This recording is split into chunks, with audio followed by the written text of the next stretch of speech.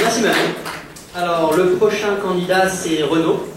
Alors, tout d'abord, Renaud, il faut le féliciter, parce que c'est le seul L3, le seul...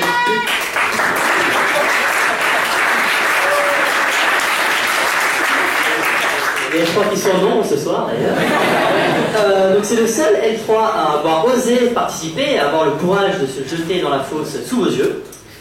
Alors, il faut quand même savoir quelque chose. Renaud a été trésorier au sein de l'association Dauphine Éloquence. Bon, c'est une association de Dauphine qui fait un simulacre de concours d'éloquence, on va dire celui-ci. Donc, on ne lui a pas vraiment laissé le choix.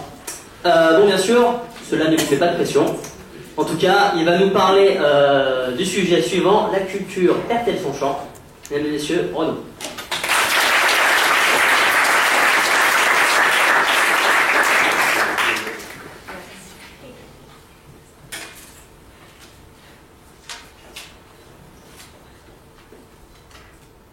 C'est honteux, c'est horrifiant, c'est ahurissant. Nous, la nation française, qui avons toujours mis un point d'honneur à la promouvoir, nous, qui l'avons érigée au rang de dogme parmi les dogmes, nous, qui avons basé notre système de valeurs sur elle, nous qui lui avons même destiné un ministère, nous laisserions la culture tomber en désuétude. Moi, étudiant de la licence comptabilité contrôle audit, je dis que ce n'est pas normal.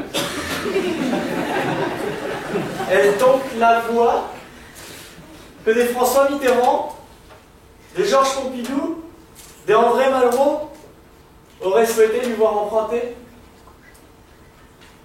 Vous allez me dire, quel intérêt pour moi, futur comptable, du moins je l'espère, de s'inquiéter de la culture. Si je suis à Dauphine, c'est pour faire de la finance, additionner des chiffres, et je me fiche de savoir si le code Hammurabi se trouve au Louvre ou bien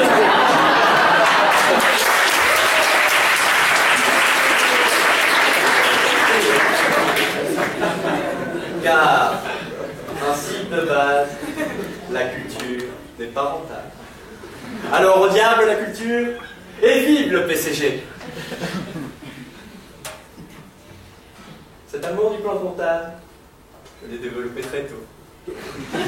Disons plutôt que mon école a tout mis en œuvre, dès mon plus jeune âge, pour m'y destiner. Car oui, mesdames et messieurs, CCAIennes et CCAIens, chers membres du jury, j'ose l'avouer devant vous, l'abus d'école est dangereux pour la culture.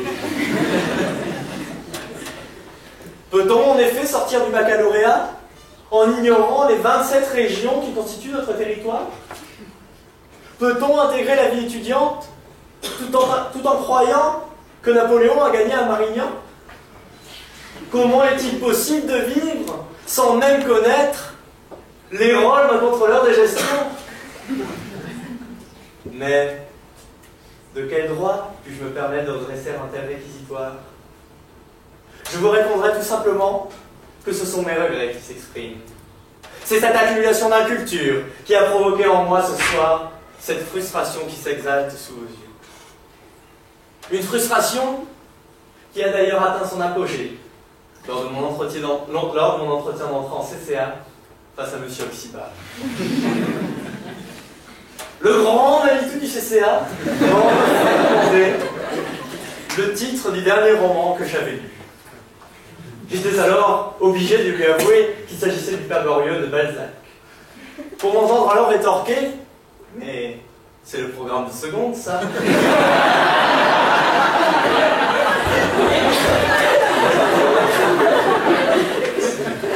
C'est ainsi que j'ai compris qu'il eût peut-être mieux fallu que je sorte les mémoires d'outre-tombe de Chateaubriand, mais ma frustration n'en aurait été que plus grande.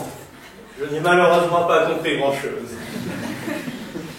Je prends donc le parti de m'insurger, tant qu'il en est encore temps, contre cette main invisible qui tenterait de nous éloigner de nos livres, pour nous rapprocher qui aussi sans nom de la dangereuse boîte à troubadours.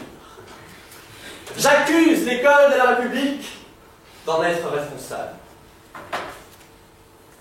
Cette école de la République ne permet plus de se prémunir d'un socle commun, sur lequel chacun pourrait ériger sa stature.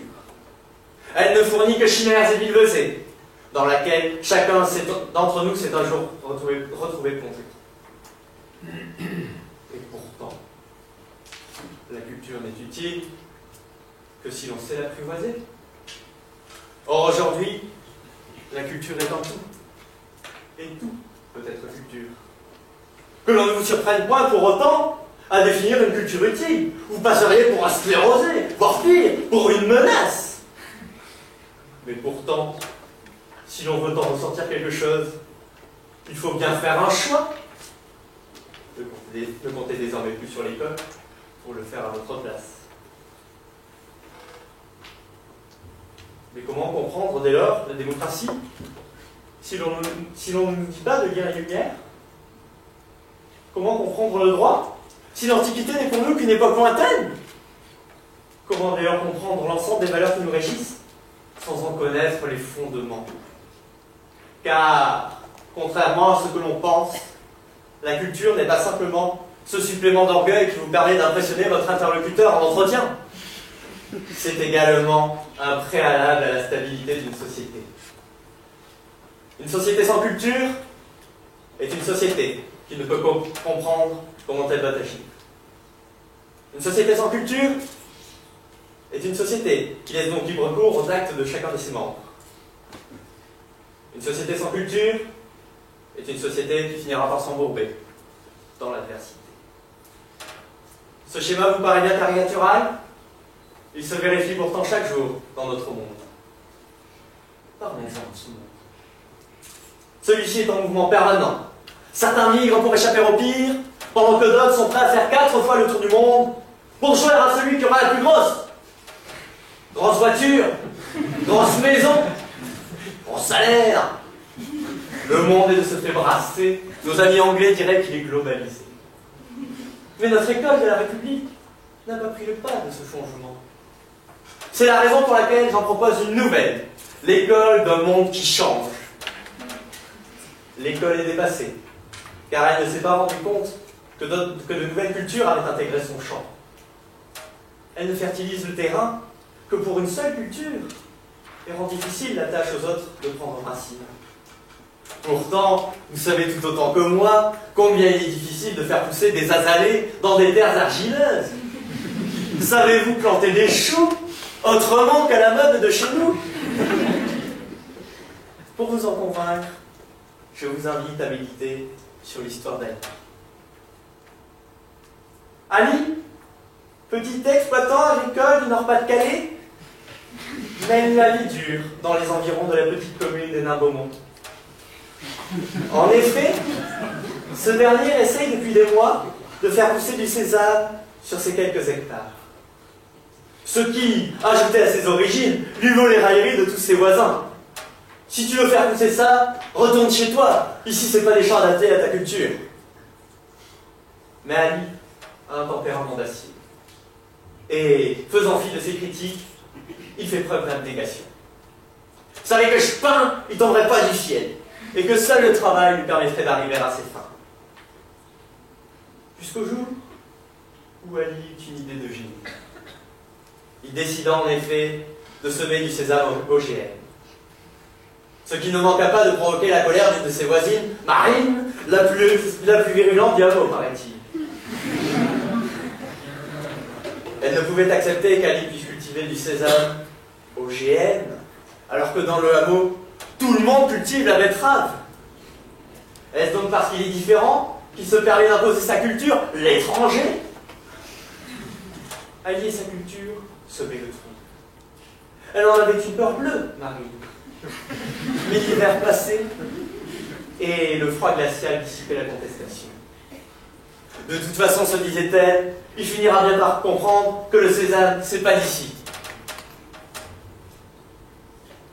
Mais, quelle ne fut pas sa stupeur lorsque le mois de juin arriva? Ali réussit son pari. Le sésame avait poussé, Marine était bavard. Sa culture gagna l'estime de ses 40 voisins. et fit la prospérité de tout le monde. La richesse d'Ali était de croire en la richesse de sa culture. Et si finalement, ce soir, vous souhaitiez repartir aussi riche qu'Ali, gardez en tête qu'un champ ne commence à s'appauvrir qu'à partir du moment où il s'estime suffisamment riche. Je vous remercie.